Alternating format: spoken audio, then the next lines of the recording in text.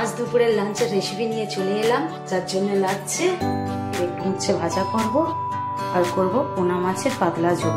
পোনা মাছের পাতলা ঝোলের জন্য লাগছে কলমি শাক, বেগুন, ডাঁটা, গাজর, আলু, দুটো লঙ্কা নিয়েছি আর আদা আর জিরে পেস্ট করা। তেলটা গরম হয়ে গেলে কড়াইতে মাছগুলো ছেড়ে দেবো, ভালো করে মাছগুলো ভেজে নেব। মাছগুলো ভালোভাবে ভাজা হয়ে গেছে, এবার এক এক করে তুলে নেব।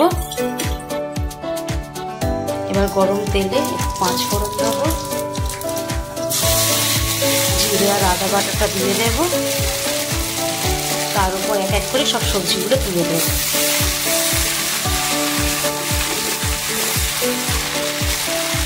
লঙ্কা দুটো দিয়ে দেব, ভালো করে সব সবজিগুলো একসাথে মিক্স আপ করে নেব। এবার এক এক করে সব মশলা দিয়ে দেব।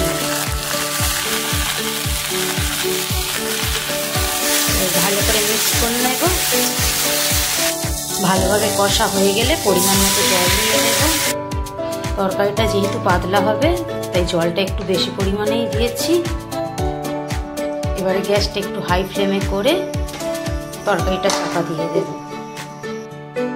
তরকারিটা ফুটে গেলে এবার গ্যাসের ফ্লেমটা একটু আস্তে করে দেব।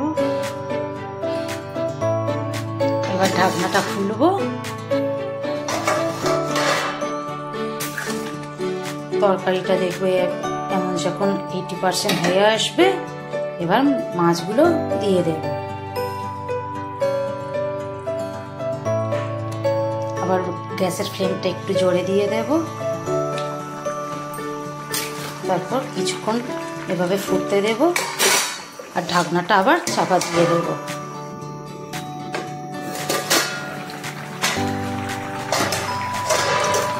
দেখুন তরকারিটা সুন্দর হয়ে গিয়েছে। এবার তুলে নেব তরকারিটা।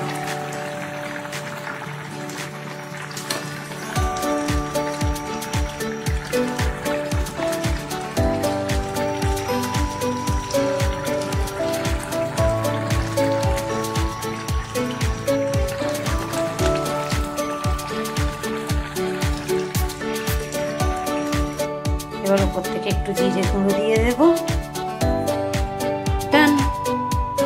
এবারে একই কড়াইয়ে তেল গরম করে উচ্ছেগুলো দিয়ে দেব।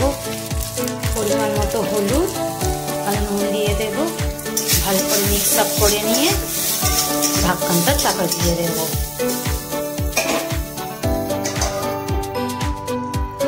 দেখুন উচ্ছে ভাজাগুলো একদম হয়ে গিয়েছে। আগের দিনে উচ্ছে ভাজাগুলোই তেল বেশি পড়ে গিয়েছিল, আজ একদম পারফেক্ট হয়েছে।